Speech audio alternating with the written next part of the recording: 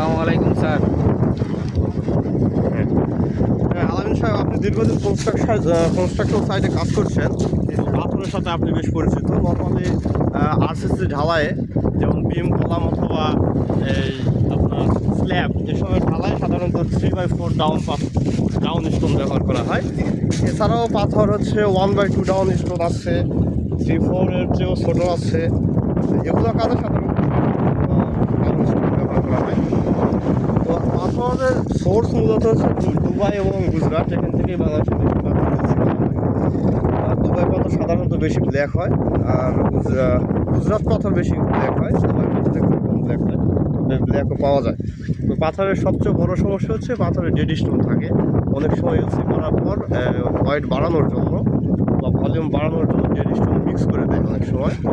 অনেক সময় dust mix করে দেয়, অথবা ইয়ার্ডে ফেলানোর পর পাথরের মধ্যে অনেক সময় ময়লা কাদা ঢুকে যায়, যেগুলো আমাদের কনস্ট্রাকশন কাজের জন্য খুব ক্ষতিকর। আপনারা দেখছেন, আমি তো একটু দেখছি যে কাদা দেখতে, আপনারা যখন পাথর নেবেন হাতে এরকমভাবে দিলে যে কাদা দেখতে পাবেন।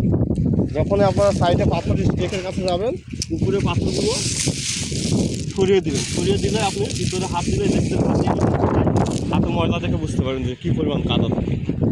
এই একটা হচ্ছে ডেড স্টোন কীভাবে দেখতে পাবেন, এইরকম কালারের থাকে, এগুলো থাকবে, এগুলো হলো ডেড স্টোন।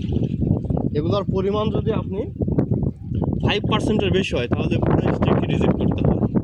5%-এর বেশি রাখা যাবে না ডেড স্টোন, ম্যাক্সিমাম 5%। আর একটা বিষয় হচ্ছে ভালো পাথরের ক্ষেত্রে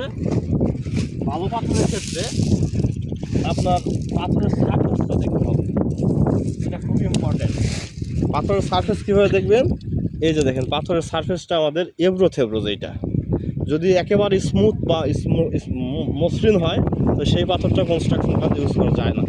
পাথরের সারফেস অবশ্যই খুবই আনস্মুথ হতে হবে, আর কি রাফ সারফেস হতে হবে।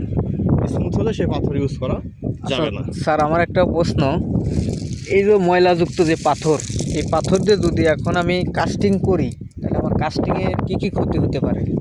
ময়লা পাথর যখন আমরা কাস্টিং করি, প্রথম কথা হচ্ছে আমাদের যেটা আমরা কাস্টিং করবো সেটার কংক্রিটের স্ট্রেংথ অনেক কমে যাবে, এবং এটার মধ্যে একটা বাবল তৈরি হবে।